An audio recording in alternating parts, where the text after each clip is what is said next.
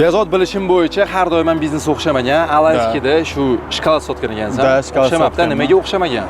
Xo'p, birinchi bo'lib Alayskidan do'kon olganman. Do'kon olganman. Unga o'ylaganman, nima qilsam bo'ladi. Qishga to'g'ri kelib qolgan. Qarasam, shokoladning sezon yaxshi sotiladi qishda.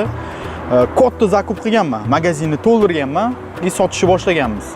Bilsangiz, yangi yilda zo'r savdo bo'lgan, normalniy pulni topganman. Birinchi mototsiklimni ham adashmasam, birinchi katta summasini o'sha yerdan, o'sha do'kondan olgan edim.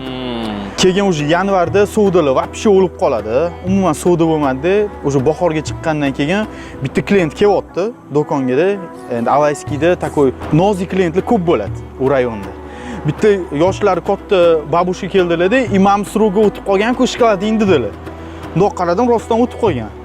Короче, do'konni yopgandan keyin o'sha kecha polni hamma shokoladlarning srogini ko'rib chiqdim. U narsa xayolimga kelmagan, chunki o'pitim bo'lmagan u narsada. Qarasam, juda ko'pini sroga o'tib qolgan o'sha shokoladlarni, yarmidan ko'pini.